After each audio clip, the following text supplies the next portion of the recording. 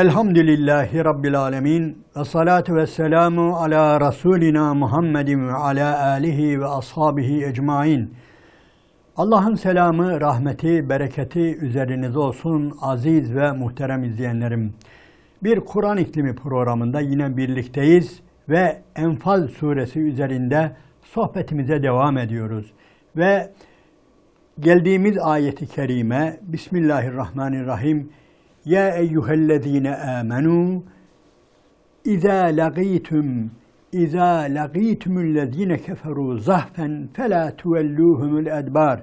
Ey iman edenler! Bir düşman topluluğu ile karşılaştığınız zaman geri dönmeyin, yüz çevirmeyin. Yani Türkçesi kaçmayın.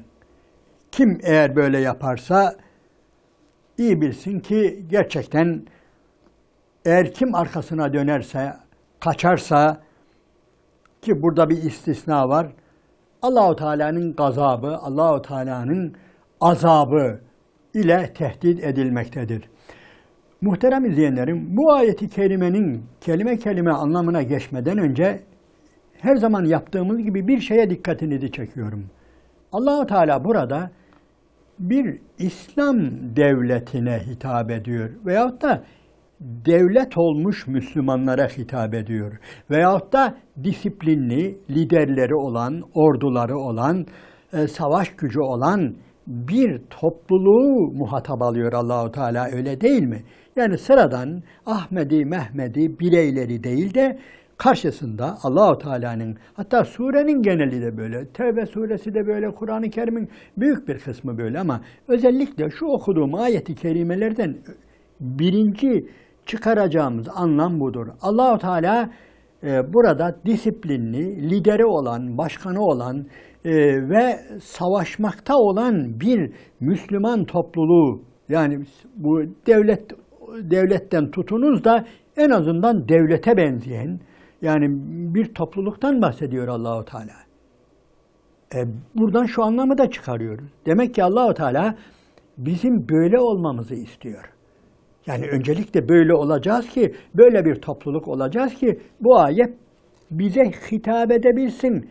Veyahut da bu ayetin muhatabı olabilmemiz için öncelikle biz ne yapmamız lazım? Demek ki bir liderimiz, bir önderimiz, bir devletimiz, bir gücümüz, bir askerimiz olması lazım. Aksi takdirde söylediğimiz gibi bu bir bireylerin gıybetine benzemez, dedikodusuna benzemez. Yani diğer haramlara, diğer yasaklara benzemez bu. Evet, öncelikle buna dikkat edelim. Demek ki Allahu Teala bizi böyle görmek istiyor ve böyle olduğumuzu farz ediyor. Bundan sonraki Müslümanlar da böyle olacaklar ki bu ayetlerden nasip alabilsinler. Peki değilse, böyle değilse, darmadağınıksa, perişansa veyahut da bu ayeti okuyan birileri şu anda yani dünyanın herhangi bir yerinde, yani kendisi tek başına konu komşu yani birkaç kişi, yani böyle bırakın devlet olmayı, bırakın bir güç, bir yani disiplin olmayı, onlara bir şey demez mi bu ayet? Elbette onlara da der. Ama hemen okur okumaz anladığımız şey nedir? Allahu Teala bizi böyle görmek istiyor. Bizim böyle olmamızı istiyor. Hele hele Resulü ile birlikte kurulan bir devletin, bir yapının, bir ümmetin artık böyle devam etmesini istiyor. Zaten devam edebilmemiz için bu ayeti kerimelerin gereğini yerine getirmemiz icap eder. Evet, kelime kelime anlamına geçmeden önce bunu görmemiz, bunu bilmemiz lazım.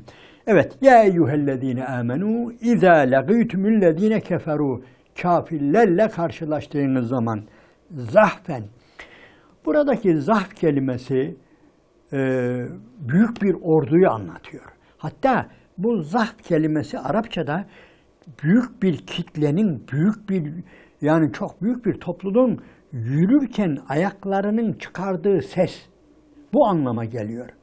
Yani düşünebiliyor musunuz? Başka hiçbir gürültüsü, başka hiçbir yani bandosuydu bilmem şunuydu bunu başka harici bir ses olmasa bile büyük bir ordu yürürken ayaklarından çıkarttığı daimi bir ses var. O sesten dolayı zaten Allahu Teala yani bu kelimeyi kullanıyor. Araplar bu kelimeyi kullandığı için evet zahfen fela tuvelluhumul edbar, sakının ha arkanıza dönüp kaçmayın. Gerisin geriye dönmeyin. Ve men yuvellihim yevme izin, kim böyle bir günde dönerse, döneklik yaparsa, kaçarsa, fakat iki istisna getiriyor. İlla müteharrifen li gitalin, yani savaşın şeklini değiştirmek niyetiyle olursa hariç. Ona bir şey demiyor. Yani kaçma diye bir şey yok da o anda bir mevziyi değiştiriyor. O anda bir başka programı var, bir başka hesabı var Müslümanların ve bu da tabii bilinçli olarak, şuurlu olarak yapılan hareketlerdir. Allahu Teala ona bir şey demiyor. Yani kaçıyor gibi yapmak veyahut da dediğim gibi mevziyi değiştirmek, kafirleri şaşırtmak veyahut da İlla müteharrifen li gitalin ev mütehayyizen ila fiyetin, veya bir başka Müslüman grup, ekip, bölük onların içine girmek için dönmüş olmak hariç. Eğer böyle bir dönüşse Allahu Teala buna bir şey demiyor. Zaten savaşı yapanlar bunu iyi bilirler. Eğer bunların dışında kim dönüyorsa, kim savaştan kaçıyorsa, Müslümanların savaşından kaçıyorsa, Müslümanlar bir küffar ordusuyla, kafirlerle karşılaştığı bir demde kim eğer gerisin geriye dönüyorsa, öncelikle فَقَدْ بَاءُوا بِغَضَبٍ مِّنَ اللّٰهِ, Allah'ı gazaba getirir. Allah'ın gazabına uğrar. Allahu Teala'yı tabir caizse, bilmem kullanmak caiz midir de, yani öfkelendirir. Yani Allahu Teala'nın gazabını celbeder o anda. Ve me'vahu cehennem, ve onun varacağı son durak cehennemdir buyuruyor. Ve bi'sel masir, ve ne kötü bir son duraktır. Muhterem izleyenlerim, önemli bir olaydır savaştan kaçmak. İlla ki bölümlere ayırmak veyahut da tasnif edip yani bir kısmını hafifletmek, bir kısmını şiddetlendirmek değil de cezanın, yine savaştan kaçmanın da kendi içinde yani değişik şekilleri vardır. Bazı kaytarmalar olabilir ki Allah'ın izniyle diyelim ki birisi kimse görmeden sızmış gitmiş. Bu da yasaktır. Elbette bu ayetin içine bu da girer. Diyelim ki savaş esnasında, savaş başlarken veya öyle bir an ki birisi savaştan kaçıyor. Ama kaçtığını ne kimse görüyor, ne kimse fark ediyor, hiç kim, ve bu kaçıyor ve İslam ordusuna da fazla bir zarar vermiyor. Bunun da cezası vardır. Bu da kaçaktır yine. Bu da Allah'ın gazabını ne yapacaktır? Celbedecektir ayrı. Ama burada anladığımız kadarıyla bu ayeti kerimede Allahu Teala'nın ısrarla bize tembih ettiği, yani İslam ordusunu bozguna uğratacak bir kaçıştır bu. Öyle değil mi? Öyle kaçışlar vardır ki yani vuruşma esnasında özellikle اِذَا لَقِيتُمُ الَّذ۪ينَ كَفَرُوا, yani kafirlerle karşı karşıya gelmişsiniz ve dönüp kaçıyorsun. Bu sadece yani o kaçan kişiyi ilgilendiren bir olay değil, öyle değil mi? Yani iyice düşündüğümüzde İslam ordusunun Allah korusun bozguna uğramasına, paniklemesine, korkmasına, yani tabir caizse çil yavrusu gibi dağılmasının başlangıcı olabilir senin bu kaçışın. Onun için ya bunun cezası böyle basit değildir. Yani sadece bu ayeti kerimede değil, Peygamber aleyhissalatü vesselam yani ısrarla üzerinde durduğu Buhari'de, Müslim'de çokça zikredilen bir hadis-i şerifinde buyuruyor ki sallallahu aleyhi ve sellem İctenebüs seb'al mubikat, insanı mahveden şu 7 günahtan kaçın diyor. 7 büyük günahı sayıyor ki Allah'a şirk koşmaktır, anneye babaya isyan etmektir ve bir de vettevelli minezzahfi, savaş günü savaştan kaçmaktır. Bu da İslam'da büyük günahlardandır. Hadis-i şeriflerde de zikredilir, ayet-i kerimelerde de zikredilir. Onun için muhterem izleyenlerim, Müslümanlar kafir grupla, kafir ordusuyla karşılaştığı zaman artık Allah'a tevekkül edecek ve savaşacak, Allah'a güvenecek ve şehit de olabilir. Yani kaçmadığı zaman efendim korkmayın. Yani bir şey olmaz falan olabilir de. Şehit de olabilir, gazi de olabilir ama kazanır. Yani şehit olduğunda da kazanır, gazi olduğunda da kazanır, zafere erdiğinde de kazanır. Onun için yani bizim birinci görevimiz sebat etmektir. Ayağımızı sağlam tutmaktır. Yani madem karşılaştık, çünkü muhterem izleyenlerim, eğer düşman, eğer kafirler karşılarında direnen, adımını geri atmayan insan gördükleri zaman, yani bu psikolojikman zaten yani hem bizim için, bizim lehimize hem de onların aleyhinedir. Yani illa daha savaş başlamamış olsun, daha savaşın hiçbir şey belli olmasa bile eğer bir düşman karşısında çelik gibi, çelik adımlarla geri adım atmayan insanlarla karşılaştığı zaman zaten yani kelime biraz kötü de 1-0 mağlup başlar zaten. 1-0 yani karşı taraf yani maç diliyle konuşmak günah da ama yani bugün maalesef herkes bu dili daha iyi bildiği için zaten olayın başında kazanmıştır. Olayın başında kazanmıştır. Hani Maide suresinde Allahu Teala yine bu olayı anlatırken yani iki kişiden bahsediyor. Hani Musa Aleyhisselam buyuruyor ya, ey benim kavmim, ya kavmi dhulul ardal mukaddesetelleti keteballahu lekum ve la terteddu ala edbarikum fetenqalibu khasirin. Hani Musa Aleyhisselam kavmine demişti ki, ey benim kavmim, o çölde gezerken yani Firavun'un zulmünden kurtulmuşlar ama daha hala çölde geziyorlar. Ve Allahu Teala da onların şu memlekete girmesini, şu şehre girmesini, o arz-ı mukaddese girmesini, orayı almalarını istiyor. Ben yazdım size burayı diyor. Ama onlar korkuyorlar. Diyorlar ki burada çok inne fiha kavmen cebbarin. Burada diyor çok savaşçı, böyle azgın bir kavim var. Onlar orada bulunduğu müddetçe biz oraya giremeyiz diyor. İşte o zaman Hz. Musa Aleyhisselam biliyorsunuz o şehre casuslar gönderiyor, tetkik yaptırıyor, araştırma yaptırıyor. Onların morallerini öğreniyor, savaşma güçlerini öğreniyor. Ve gelen maalesef gönderdikleri insanların yani 12 kişi gönderiyor rivayete göre, ayete göre bunların 10 tanesi de korkuyor. Kötü rapor, olumsuz rapor veriyor. Ama 2 kişi diyor ki yani korkmayın diyor. Eğer bir girin diyor. Yani Allah'a güvenin ve girin diyor. Şehrin kapılarından galip sizsiniz diyor. Evet yani daha savaşmadan önce. Bu çok önemlidir. Yani savaşmadan önceki pozisyon, fotoğraf her iki taraf için çok önemlidir. Burada Allahu Teala bizim gözümüzün önüne bu fotoğrafı getiriyor. Kaçtığımız an daha savaş, daha tutuşmadan, şey yapmadan kaçan olduğu zaman velev ki bir kişi olsa ne olur? Allah korusun bu İslam ordusunun moralini bozar. Evet, demek ki bu önemli bir olaydır. Hem ayet-i kerimelerde hem hadis-i şeriflerde ısrarla bu büyük günahlardan olarak bize aktarılıyor. Savaştan kaçmak, cihattan kaçmak, özellikle bir de savaş meydanında savaştan kaçmak, düşmanla mülaki olduktan sonra kaçmak nedir? Bu bir felakettir. Ve bu felaket baştan önlenmelidir ve Allah-u Teala müminleri bu anlamda uyarıyor ve cehennemle tehdit ediyor. Cehennemle tehdit ediyor. Muhterem izleyenlerim, savaş olmadığı zamanlarda da bu ayetleri bizi ilgilendirir mi? Elbette ilgilendirir. Yani Müslüman her zaman cesur olmalıdır. Kafirler karşısında cesur olmalıdır.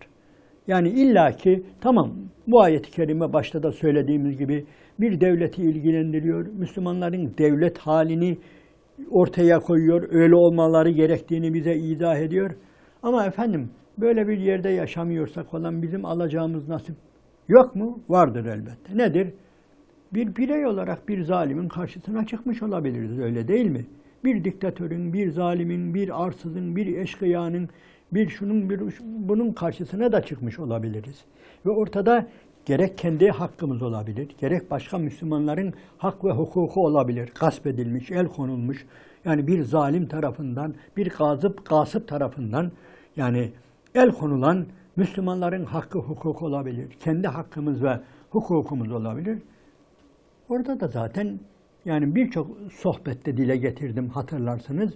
Yani orada da Allah-u Teala bizden bunu istiyor. Resulü bizden bunu istiyor. Ve buyuruyor ki Seyyidü Şühedâ Hamza ibn Abdülmuttalib ve Cafer ibn Ebi Talib ve beynehuma raculun yegulul hakka inde emirin cairin feyugutel. Yani kısacası zalim bir yöneticinin karşısına çıkıp hakkı söyleyen, doğruyu söyleyen ve bundan dolayı öldürülen kişi nedir? Hamza neredeyse, Hazreti Hamza, Hazreti Cafer neredeyse onlarla beraberdir buyuruyor. Yani demek ki birey de olsak bu ayetler bizi ilgilendirir. Tek de olsak veya devlet halinde olmasak, küçük küçük gruplar olsak. Yani her yerde Allah-u Teala bizden cesur olmamızı istiyor, bizden cesaret istiyor, bizden direnmemizi istiyor, bizden geriye çekilmememizi istiyor, geri adım atmamamızı istiyor. Burası çok önemlidir. Bu bir ilkedir. Yani bu ayet efendim hele bir devlet olalım da şimdilik geç bu ayetleri falan diyemeyiz. Alacağımız nasip nedir? Bizim de vardır. Birey de olsak veya dünyanın öyle bir yerinde yaşıyor olsak da nedir? Bu bütün ayeti kerimelerden alacağımız nedir? Örnek vardır. En azından dedik ya sohbetin başında. Demek ki Rabbimiz bizi böyle görmek istiyor.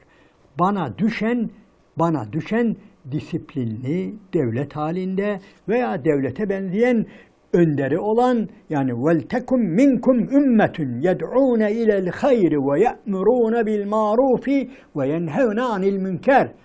Rabbimiz bizi böyle görmek istiyor. Ümmet halinde. Ümmet kelimesi dikkat edin daha önce de söyledik. İmam, önünde imamı olana ümmet denilir. İmamı olacak, ümmet olacak. Evet. Yani küçüğü büyüğü bizim yani yeryüzünde Allah-u Teala asla bizi başıboş bir sürü olarak görmek istemiyor muhterem izleyenlerim.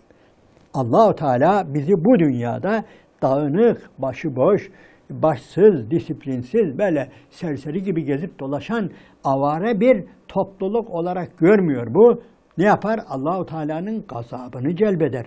Onun için en azından çıkaracağımız hükümlerden birisi budur. Devam edelim. Bismillahirrahmanirrahim. Felem taktuluhum velakinne Allaha katelehum. Evet, bu ayeti kerime, benzer ayeti kerimelere temas ediyoruz. Aslında akaidi ilgilendiren, doğrudan akaidi ilgilendiren, hatta kelam alimlerinin, akaid alimlerinin tartıştığı ayetlerden birisidir.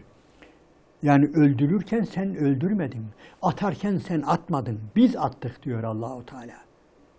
Onun için yani artık tartışıyorlar. Kul nedir? Efendim kul kendi amelinin yaratıcısı mıdır, kâsibi midir, nedir falan bu tartışmalara girmişler. Biz girmeyeceğiz. Ama bizim alacağımız bir ibret vardır. Ne buyuruyor Allah-u Teala? Evet sen şu anda savaş meydanındasın, attın, vurdun falan ama iyi bil ki sen öldürmedin, Allah öldürdü. Sen atmadın o okları, Allah attı buyuruyor. Yani bizim fiilimize de sahip çıkıyor. Halbuki biz diyoruz ki başkomutana varıyoruz, bu adamı ben öldürdüm diyoruz. Ve onun ganimetini alıyoruz veya ne bileyim bu işin failiyiz. Fakat öbür taraftan da Allah-u Teala ben öldürdüm buyuruyor. Buyurun bu işin içinden çıkalım nasıl çıkacaksak. Tabii zor değil. Ama bir püf noktası var. Allah-u Teala şöyle demiyor. Ey müminler savaşa falan çıkmayın. Ben sizin yerinize savaşırım demiyor. Sen atacaksın ki Allah da atacak. Burası çok önemlidir. Yani Allah-u Teala elini kolunu bağlayan şöyle duran adama demiyor bu sözü. Bu haberi onlara vermiyor. Oturuyor. Siz orada oturdunuz hani ben sizin yerinize ok attım, kılıç salladım ve ne yaptım? İşte savaşı böyle ben kazandım demiyor Allah-u Teala. Bu savaşa bizzat katılan, kılıç sallayan, ok atan var ya onlara sesleniyor Allah-u Teala ki benim diyor. Bunu yapan benim diyor. Biz buradan ne anlıyoruz? Biz bunu yapacağız. Zaten Bazı sahabeler daha önceki sohbetlerde de meleklerin yardımını anlatırken dile getirmiştik. Yani gerçekten öyle. Biz kılıcımızı kaldırıyorduk ama yani gerçekten o isabeti, o yani kılıcın gördüğü işi falan inanın böyle şey yapmıyorduk, böyle hiç aklımız ermiyordu. Biz sadece kaldırıyorduk kılıcımızı. Biz sadece okumuzu çekiyorduk diyor. Evet, muhterem izleyenlerim, Allah-u Teala işte burada bize birincisi şımarmamamızı, her şeyi kendimize mal etmememizi, çokluğumuza güvenmememizi. Yani bu işin içinde Allah-u Teala'nın olduğunu yani bize haber veriyor. Yani zafer Allah'tandır. Bütün güzellikler Allah'tandır. Ve Allah da müminlerle beraberdir. Allah-u Teala cihad edenlerle beraberdir. Allah-u Teala hakkı haykıranlarla beraberdir. Yani Hz. Musa'ya öyle söylüyor. Yani gidin diyor. Ey Musa, ey Harun gidin. Ben sizinle enni ma'akuma esma'u ve ara. Gidin diyor. Firavun'a gidin ve karşısına dikilin. Ben diyor sizinle beraberim. Sizi görüyorum, sizi işitiyorum. Allah-u Teala aslında herkesi işitiyor, öyle değil mi muhterem izleyenlerim? Yani sadece Musa'yı ve Harun'u mu görüyor? Hayır, herkesi görüyor ama orada Allah-u Teala ısrarla ben sizinle beraberim. Siz gidin, korkmayın. O Firavun'un karşısına dikilin ve deyin ki فَاَرْسِلْ مَعْيَ beni İsrail. Yeter artık. Bu İsrailoğullarının kanını emdiğin, bu İsrailoğullarını sömürdüğün, köle olarak kullandığın, yaptığın zulümler yeter. Ver onu. Bu İsrailoğullarını bize ver. De. Dikkat edin, 2 kişi. Ve ben işte diyor o zaman sizinle beraberim diyor. وَلَا تَنِيَا ف۪ي zikri. Beni unutmayın diyor. Burada bize düşen görev budur. Muhterem izleyenlerim. Savaş esnasında ki ileride gelecek, ileride de benzer bir ayet-i kerime daha gelecek. Savaş esnasında yani Allah-u Teala unutulmamalıdır. Allah-u Teala çok çok zikredilmelidir ve Allah-u Teala'nın bizimle beraber olduğunu biz hissetmeliyiz muhterem izleyenlerim. Onun için yani müminin itikadı çok çok başkadır bu konuda. Biz buradan bu görevimizi almalıyız. Evet. İnşallah kaldığımız yerden devam edeceğiz. Önemli ayet-i kerimeler, önemli İslami kuralların yani üst üste geldiği bir ayetler grubuna geldik. Şu anda sohbetimizi burada noktalayalım. Allah'ın selamı, rahmeti, bereketi üzerinize olsun aziz ve muhterem izleyenler.